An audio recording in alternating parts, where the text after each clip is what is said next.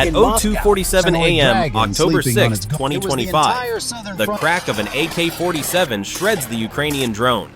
The Russian soldier thinks he saved the Sverdlov explosives plant. He has no idea that 14 more are screaming in right behind him. And this is about to become the darkest day of his career.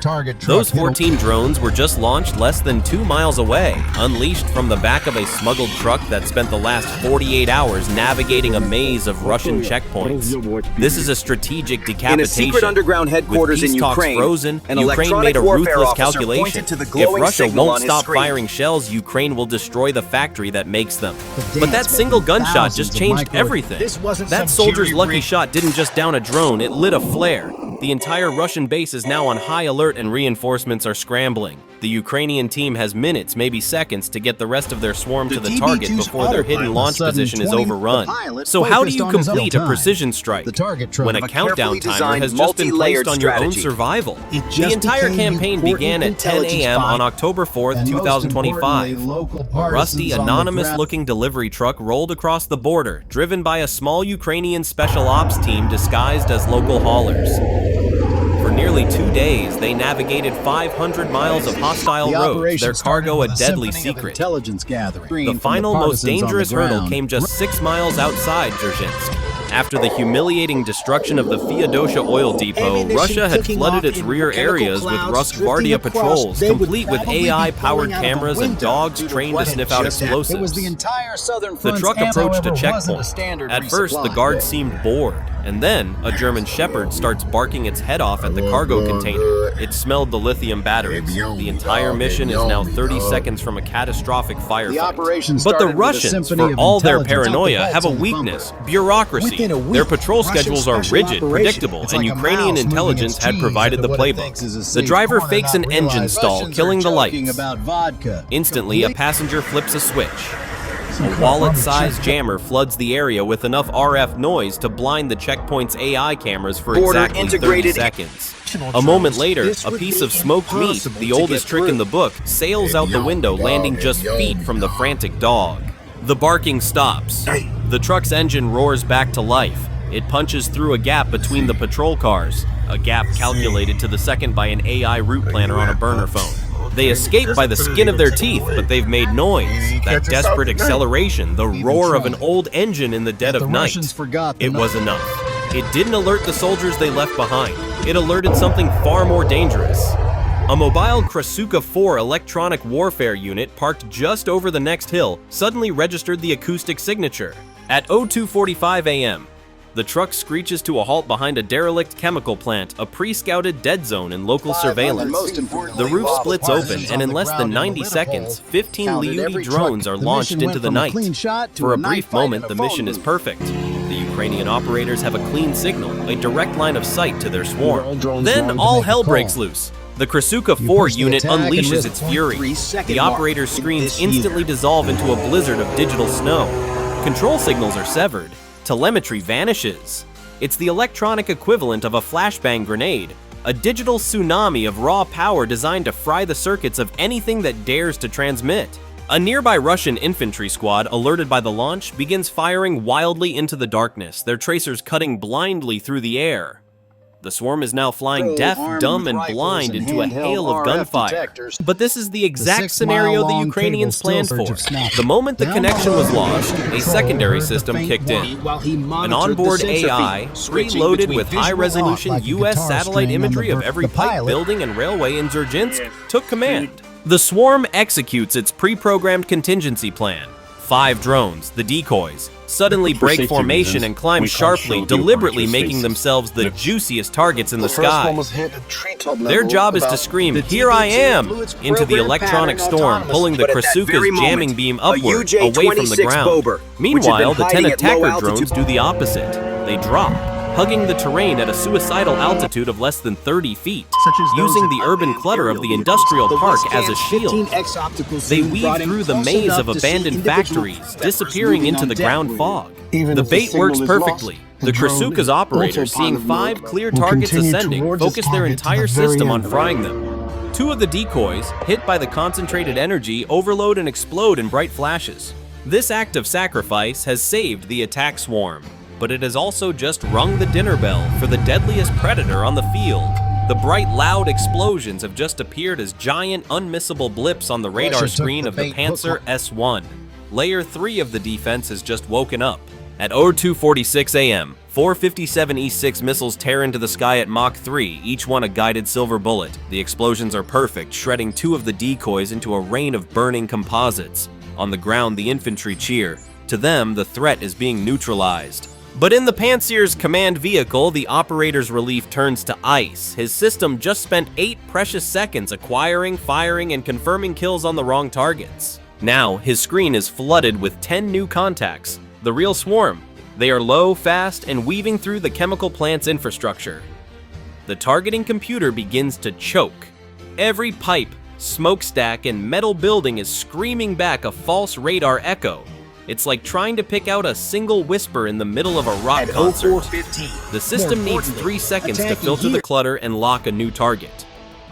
3 seconds is an eternity, and the Ukrainians are counting on it. Just as the Panzer's computer calculates its first firing solution, the swarm executes its move. They split, banking at a violent 90-degree angle, a maneuver programmed to be faster than the machine's 3-second processing loop. By the time the computer has a lock, the drones are no longer there. They drop even lower, using a massive oil pipeline to mask their approach, exploiting the curvature of the Earth to disappear from the radar's line of sight entirely. The price was steep. In the chaos of the missile explosions and panicked ground fire, a third drone from the attack swarm is clipped by shrapnel and crashes. But the sacrifice has worked. The 9 remaining attackers are now inside the 1-mile mark. They have broken through Russia's multi-million-dollar missile shield, and they are about to face the last, most desperate layer of defense. A crude physical wall of steel nets and the final terrifying roar of a Gatling gun. At 02:47 a.m., the multi-million-dollar missiles failed. Now comes the $10,000 solution. After the Feodosia disaster, the Russians installed a last line of physical defense, a brutal, simple wall of steel mesh, 20 feet high, strung around the plant's core. It's even rigged with vibration sensors. As the drones approach, Rosgvardia troops rush out from guard posts, armed with net guns, ready to entangle anything that gets too close. On one operator's camera feed, the web glints in the moonlight. It's a spider's trap. It's a clever defense against any conventional drone, but there's a fatal flaw in the logic. The nets are designed to stop something flying into them. The Ukrainians have no intention of flying into them. On a command from the lead operator, the 9 attackers die. They drop from 30 feet to less than 10, skimming the frozen dirt so low their rotors kick up dust. They fly under the nets, a maneuver so risky it would be impossible without an AI co-pilot making micro-corrections 1,000 times a second. The vibration sensors on the steel cables register nothing. Meanwhile, the last 2 decoys execute their final sacrificial play. One drops a smoke canister, creating a wall of visual confusion that sends the infantry scrambling. The other fakes being hit, wobbling erratically and flying away from the main factory, drawing the soldiers with the net guns on a wild goose chase. It's a classic piece of misdirection. The trap has been sprung on an empty stage. The nets are now a useless steel curtain, and the infantry are running in the wrong direction, chasing ghosts. The 9 attackers are through. They are now in the inner sanctum, less than half a mile from their targets. But as they clear the last net, a new sound cuts through the chaos. A high-pitched, terrifying whine, the sound of 30mm barrels beginning to spin at 5,000 rounds per minute. The final Guardian has awoken. At 02:48 a.m., the 9 drones are through the nets. They are in the open, and the sound that greets them is the roar of the apocalypse. 2 AK-630 CIWS turrets, the last line of defense, spin to life.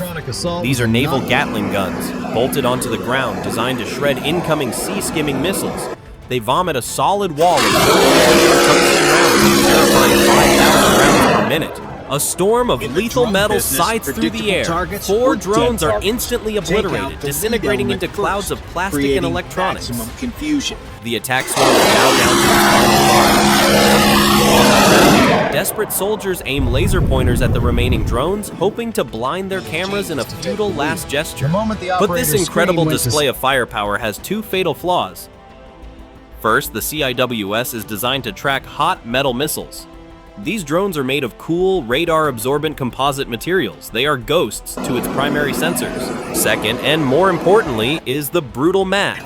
The system's targeting computer is a genius, but it can only solve one problem at a time. It takes a full second to lock, destroy, and retarget. Against 5 coordinated targets, a 1-second delay is a death sentence. And now, the Ukrainians make their final, brilliant move.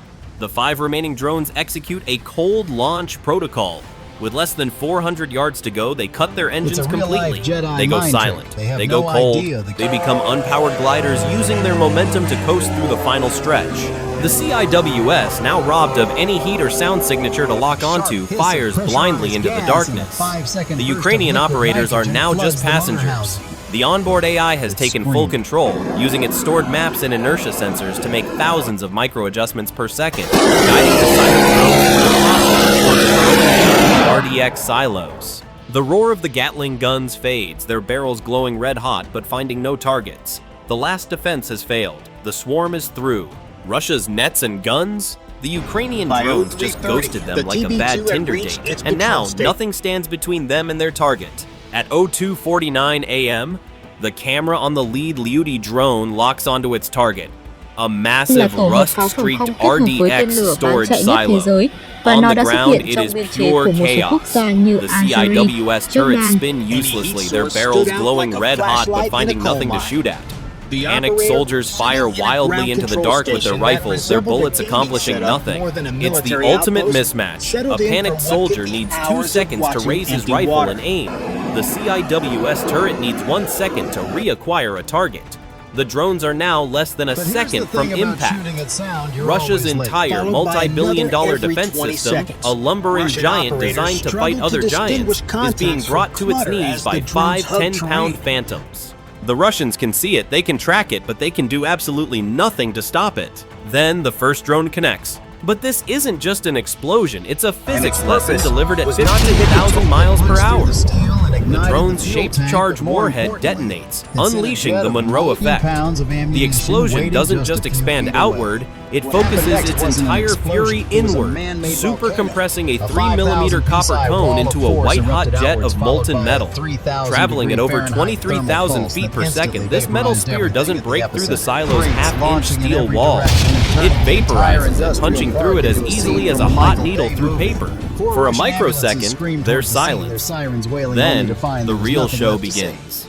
The jet of molten copper hits the silo's contents. Thousands of pounds of raw RDX explosives.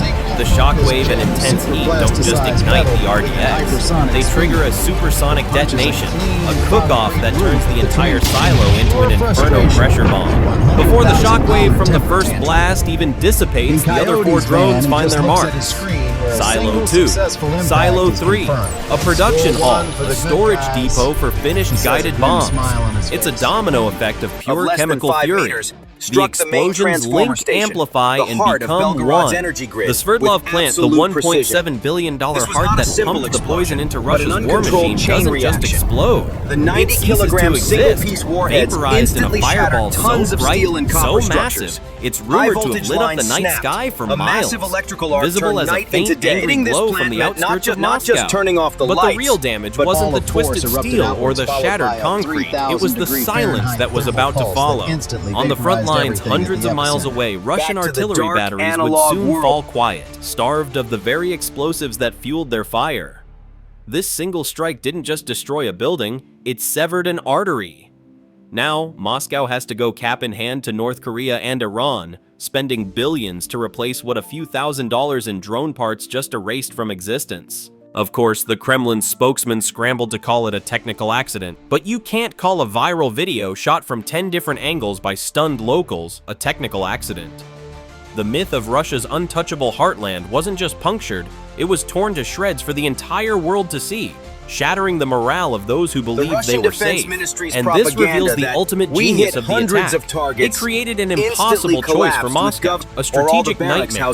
Do you pull your precious Panzer air defense systems from the front lines to guard every last factory, leaving your soldiers exposed?